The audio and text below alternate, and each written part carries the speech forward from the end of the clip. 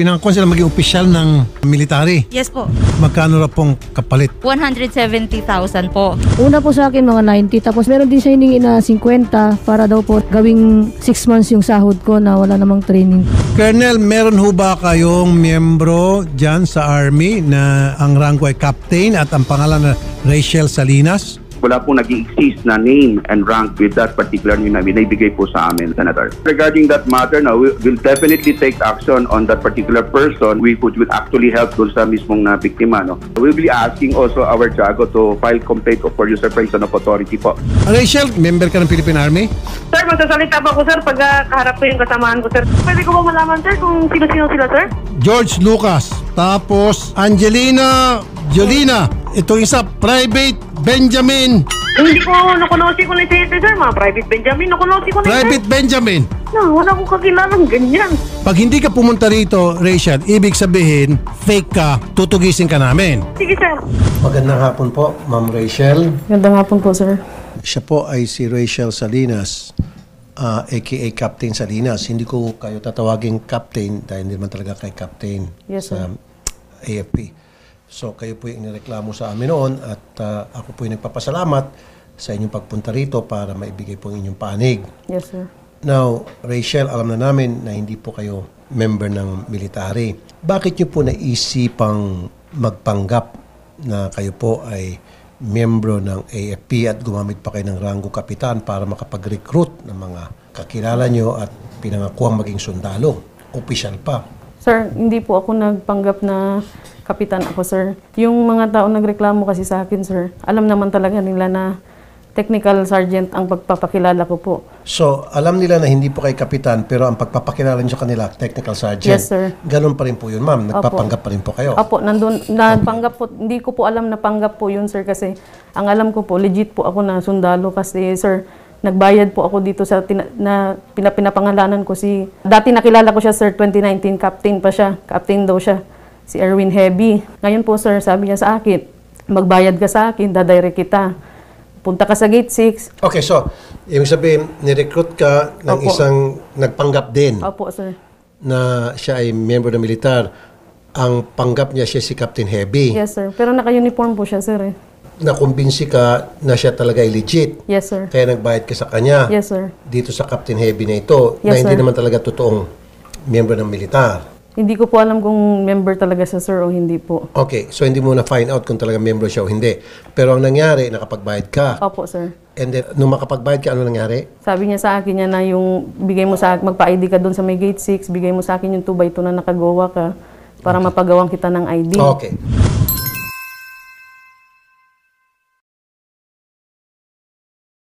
So, ang nangyari, matapos ko kayo makapagbigay ng pera sa kanya, ikaw ay ginawa na niya agad na sundalo. Opo, sir. Pinagawan ka na agad ng Opo, sir. ID.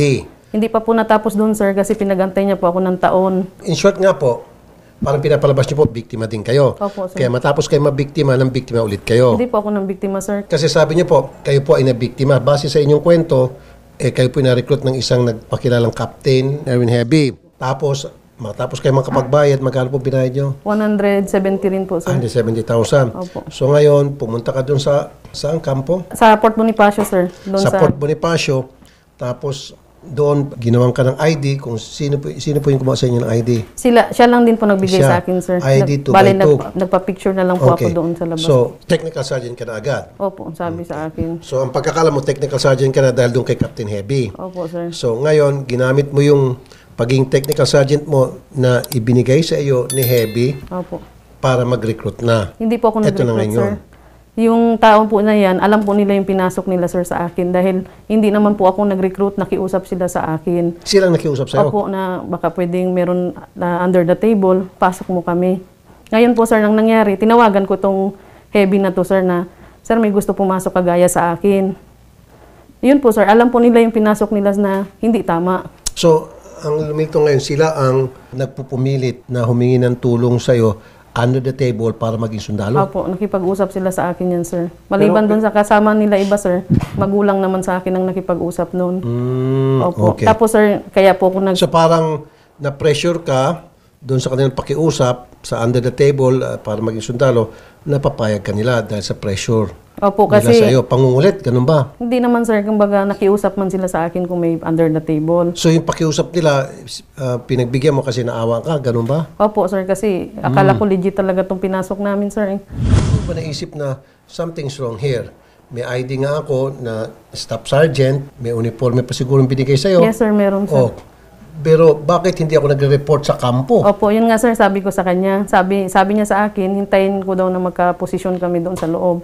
Dahil marami pa daw po silang inaayos. Hindi, pero doon pa lang dapat, naisip mo na may problema.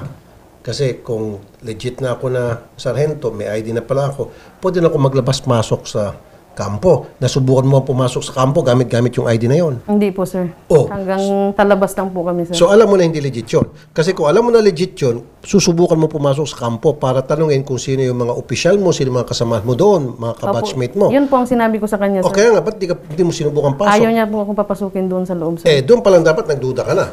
Opo sir. Alam ko naman, smart ka.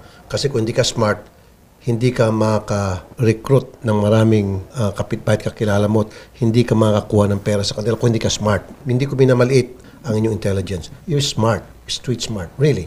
But what I'm doing now is kinukuha ko lang yung mga statement mo para naman mapakinggan yung side mo. Opo sir. Base sa masasabihin mo, mamaya yung mga complainant, sila ay magsasalita para malaman natin kung yung sinasabi mo ba ay totoo, katanggap-tanggap sa kanila o hindi. Opo, Pwede mo naman sila siyempre kumprantahin mamaya Opo sir. para maibigay yung side mo. Opo. Maraming pera ang nakuha mo raw at sa kanya pinapadala yung pera sa pangalan niya. Kayo po si Jennifer. Alam mo ba na pati kayo sabit dito? Ngayon ko lang po, sir, na nadawit po ako dito nung nakita ko po sa TV kasi wala din po akong kaalam-alam na ganun po yung nangyari na yung pera pong hinuhulog nila sa GCash ko, dinadala niya din po sa loob sa taong nabanggit niya po. Pag na-withdraw niya po dito sa GCash ko, antemano po, binibigay niya personally dun sa tao. Doon kay Erwin Heby. Opo. So, walang perang sumasay sa palad niya. So, pagka may pinadala sa iyo, withdraw niya sa GCash and then binibigyan niya kay Erwin Heby.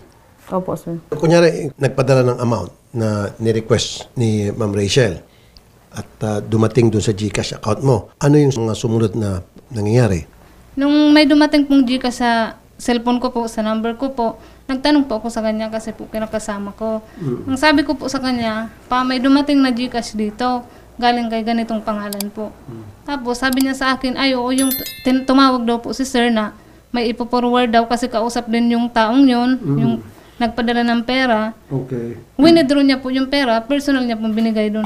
Hindi po ako nag-isip na ganun po yung mga mangyayari kasi nagtiwala din po ako kasi may text po dito yung Heby po. So, wala kayong napapakinabangan ni Singkong Duling, ibig mo sabihin? Lahat napupunta talaga diretso kay Erwin Opo, Heby? masasabi ko po, wala po talaga kaming kinuha galing sa pera po ng mga tao. So, ba't ka pumapayag na ginagamit yung GCash account ng kung sino man tao na hindi mo na kakilala, siya pala may kakilala lamang noon? Hindi po kasi ako, sir, nag-expect na ganun po yung pamamalakad po ng tao. Okay. Pero hindi mo ba naisip na si Erwin Heby pwede naman siya magbukas ng sarili niyang GCash account? Bakit kinakailangan pang idadaan sa iyo? Hindi niyo ba naisip yon? Naisip ko po yun sir. Naisip ko po yun. Tapos ang sabi ko nga pwedeng direct sa kanila. Hindi mo tinanong kay Erwin Heby, bakit kinakailangan idaan pa sa girlfriend ko? Bakit hindi na lang ikaw? Pwede ka naman magbukas ng sarili mong GCash o dili kaya wala ka bang girlfriend, asawa, kamag-anak? Bakit hindi na lang sila? Bakit kami? Nagagalit sa akin sir eh. Nagagalit? Nagagalit siya sa akin. Paano siya magalit? Minumura niya talaga ako sir. So dahil sa mura niya natakot alam ka? ko yan sir ng mga nag-complain dahil sa harap nila, kausap ko po mismong Heby na yan. May number ka ba ni Heby? Meron po sir. May picture ka niya? Wala sir. Oh. Yun po ang ano ko lang, wala talaga. Paano pumayag ka na pakilala siya sa girlfriend mo tapos ginagamit pa yung account ng girlfriend mo? Umasa talaga ako sir, na legit talaga lahat to sir.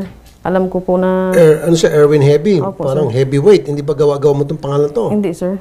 Heby talaga sir. So, ibig sabihin, napapayag ka kasi tinakot ka at minumura-mura ka. Opo, sir. Sa katunayan, sir, kaya po ako late talaga pumunta dito dahil tatakot ako, sir, kasi maraming banta sa akin ngayon dito sa text sa akin. Ano po yung trabaho nyo ngayon? Sa ngayon, sir, yan po yung inaasahan ko, sir, Ito. na opo, Ito na yung inaasahan pinapaasa sa amin na may makukuha daw po kami, pupwesto kami. So gaano katagal nyo na po ginagawa to sa utos po ni, sabi nyo, Captain Heavy? Ito lang, sir, na nag-isang taon sa akin yung mga tao. Kasi Isang sabi niya taon? sa akin, sir, 6 months lang daw sa akin ng mga tao. Okay, Kukunin sige. niya daw po. So, wala ko kayong trabaho kundi mag-train lang. Hindi po sila nag-train sa bahay namin, sir. Yun po sana i-clarify ko, sir. So, ano ulit? Anong trabaho nyo po? Wala po, sir. Yan lang po inasahan ko yung pagiging sundalo po niya, sir. Inaasahan. Opo. So, saan kayo kumukuha ng ikinabubuhay yung dalawa sa loob ng nakarang isang taon? May marami kaming utang, sir, dahil dyan sa pipaasa sa amin na So, pera. nabubuhay kayo dahil sa pag-uutang. Sa utang, sir, kasi may inaasahan kaming pera. So, yung pagrenta ng mga apartment, pagbigay ng mga uniforme doon sa mga sundalo, Sir, hindi po ako nagbigay ng uniforme nun, sir, kasi kasama ko naman sila bumili nun, eh. silang pera nila yon. Opo, sir. So, ibig sabihin, nagpapagod ka sa loob ng isang taon nang walang man lang pakinabang kay Heavy. Yes, sir. At ikaw ay nangungutang. Puro lang siya pangako sa amin, sir, na Tapos sige. ikaw, puro utang na utang lang. Opo, sir, may utang kami. Iaminado po ako dun sa barangay captain namin, sir, na may utang Sa kami. palagay niyo po, may maniniwala kaya sa'yo? Kasi ako personally, I'm not insulting your intelligence. Hindi kita iniinsulto. Pero please, huwag niyo naman po insulto yung intelligence ko. Kasi kung akong tatanungin, hindi ako maniniwala sa mga paliwanag mo. Ganon din po yung mga nanonood ngayon.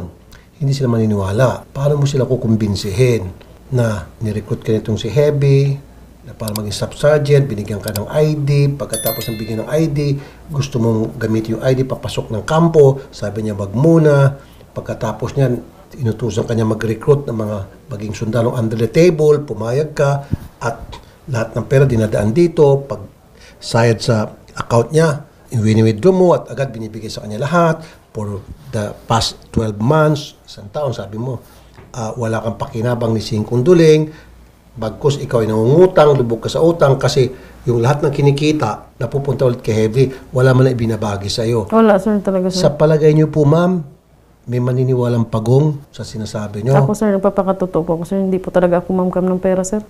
Kasi alam po yun, sir, ng mga tao na kasama ko, sir, eh. Yung gusto ko lang din po linawin yun sa bahay. Wala pong training na ganap na hugas-hugas ng pinggan. Kasi, sir, kung kumakain sila, yun lang po yung hinugasan nila. Nagkukusa po sila sa bahay. Kung tinutulungan naman po kami nila, yung pisa na po yun na aksidente, yung kinakasama ko po, sir. Pag tuwing naglalaba kami, kasabay din ng paglaban ng mga damit nila.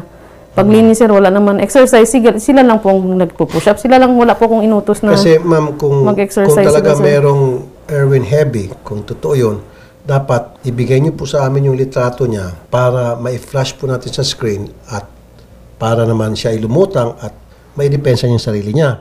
Kasi kung magbabanggit ka lang Erwin Heavy, hindi natin alam kung sino yan. Pwedeng gawa-gawa mo lang. Invento, ibig sabihin. So para naman, kung talagang totoo yung sinasabi mo, para malaman natin yung buong katotohanan, magbigay ka ng picture. Yes, sir. Nasaan nandyan? Wala po kong picture niya talaga, sir. May telephone number ka niya. Meron po, sir. Binigay ko po doon sa staff kanina, sir. Okay. Sige, tatawagan din natin yan. Yes, sir. Pero sa ngayon, alam niyo po na meron kayong kasong usurpation of authority. O paano yan? Dapat, alam mo kung saan nakatira sa Captain Heavy. Hindi rin po, sir. Pero madalas siya pumupunta doon sa SPD. Oh, delikado yan. Kasi kakasuhan ka ng military. Ako wala akong karapatan, wala akong authority na magkaso sa'yo. Yung military and then yung mga complainant, yun yung magkakaso sa'yo. Now, papayag ka ba na ikaw lang kakasuhan? Hindi mo, kung talaga merong Captain Heavy, na hindi mo ituturo yon?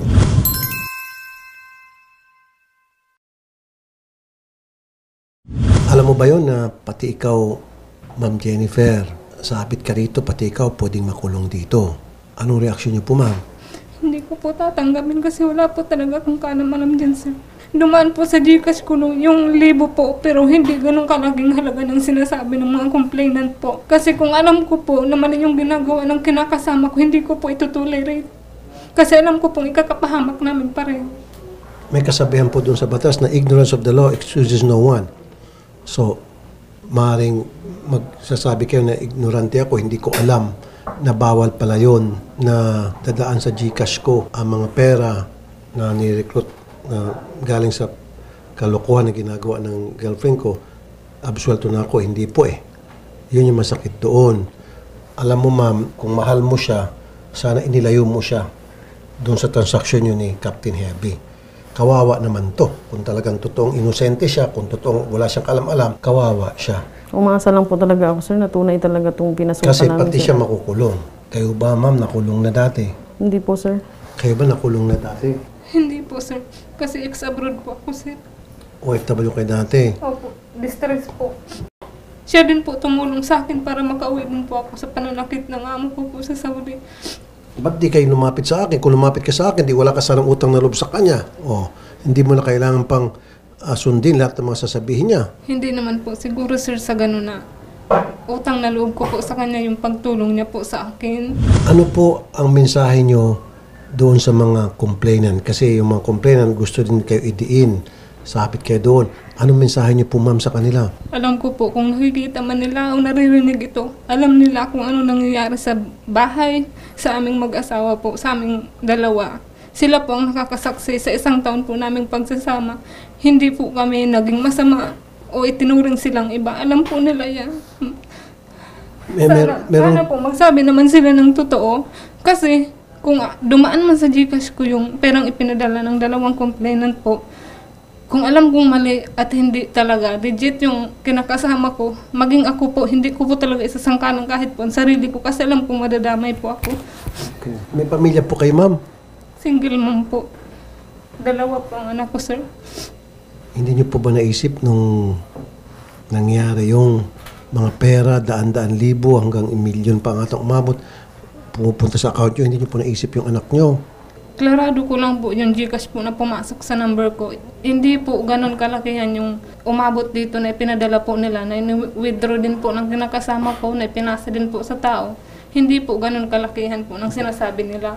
Pero ma'am, kung meron pang susunod, I don't know, kung meron pa saan susunod, kung ikaw ay ma-absuelto rito, next time, pag merong mga perang sumasayad sa account mo, pumapasok sa account mo, Gcash account mo, magduda ka na. Especially kung malalaking halaga to. Kahit pa ano pang klaseng paliwanag niya, dapat magduda ka na. Bakit Gcash kung ginagamit? Bakit hindi nila sariling Gcash? Diba? Kahit sino pwede naman mag-open ng Gcash, diba? Bakit sa iyo pa? Dapat doon, nagduda ka na. Pwede ka naman tumanggi. Ayoko nga, ano ba tawag mo sa kanya? Papo. Oh. Pa, ayoko. Delikado ata to. Ang laking perang pumapasok dito. Maya't maya. Ayoko. Sabi mo doon kay Erwin Heavy na yung captain, kung sino man yan. Sa account na lang niya. Meron naman siyang kamag-anak siguro. Meron siyang tropa. Meron siyang tatay, nanay, kapatid. Ilang beses po kami nagtalo ng kinakasama ko, sir, na sabi ko, kung pwede sa account na po ng tao na sinasabi niya po. Kasi Correct. yung parang iba na po yung kutob ko kasi sabi sa akin, yung dami na po ng utang namin na naniningil, sabi sa akin ng kinakasama ko, hintayin lang yung pangako ng Heavy, basta kailangan ibigay yung sinasabi niya para po yung pera din po na inaasahan naming dalawa, pati ng mga tao, maibalik po, maibigay po. Ano po maimensahe mo sa kanya? Kasi sabit siya rito at may posibilidad na makukulong din po siya. Anong gusto mong sabihin sa kanya? Kasi umiyak na po siya. Kasi base po sa kanya mga statement, mukhang wala raw talaga siyang alam. Kung mahal mo siya, anong masasabi mo? Alam niya naman po yan, sir, na tumatawag sa akin yun. Nasa harapan din po ng mga complainant. Hindi, ma'am. Papaliwanag po No, ako. ibig sabihin, anong mensahe mo sa kanya? Kasi umiiyak na siya kasi there's that possibility na makukulong siya. Anong mensahe mo sa kanya? Hindi ko man to ginusto. Alam mo yan. Pag tumatawag sa akin, ipo-forward sa kanila, ayaw nila. Galit sila sa akin. Yung pong totoo, sir. Wala talaga akong kinamgang pera talaga dyan, sir. Sorry kung nasabay ka dito, sa ginawa ni Heavy sa amin. Alam mo yan, lahat nung kami nag-aasa. Ikaw naman, ano masasabi mo sa kanya na dahil sa kanyang mga ginawa na maling aksyon, makukulong ka? Ang dahilan ng pagkakulong mo ay dahil sa kay Papa. Anong masasabi mo kay Papa? Sana po inalam niya talaga kasi kung ako man po talaga, aalamin ko kung ano talaga yung kanyang yung taong kaharap niya kasi gaya niya yung taong walang alam kagaya ko. Wala po talaga akong ganang alam. Pumayag na din po ako na ipasa sa Gcash ko kasi yun po yung sabi na yung taong yun kailangan personal niyang ibigay po. Pero ma'am, wala ko kayong mensahe personal para sa kanya. Hindi ko talaga inaasahan na ganito mangyayari pa. Alam mo yan. Maawa ka sa mga bata.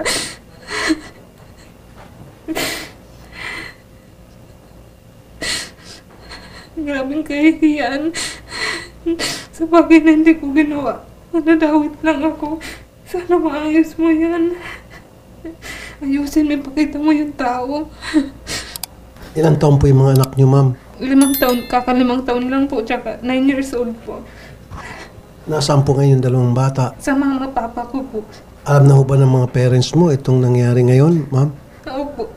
Ano po reaksyon nila? Sakit na nga po yung nanay at tatay ko.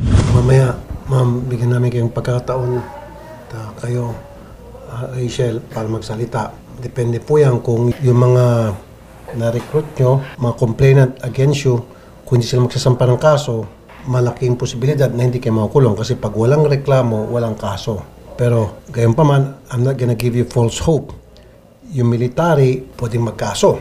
Kahit na wala ng complainant, pero yung military, pwedeng magkaso ng Usurpation Authority against you kasi ginamit mo yung militar na hindi ka naman talaga militar. Nagpanggap kang kapitan na hindi naman talaga. So pwede kang kasuhan ng military doon. Now, kung makumbinsi mo yung military at saka yung AFP at makumbinsi mo itong mga complainant mo na talagang inosente ka at biktima ka rin, pwedeng hindi ka makulong. Malalaman natin mamaya. Okay? Good luck po sa inyong dalawa. Sige po, ma'am. Thank you.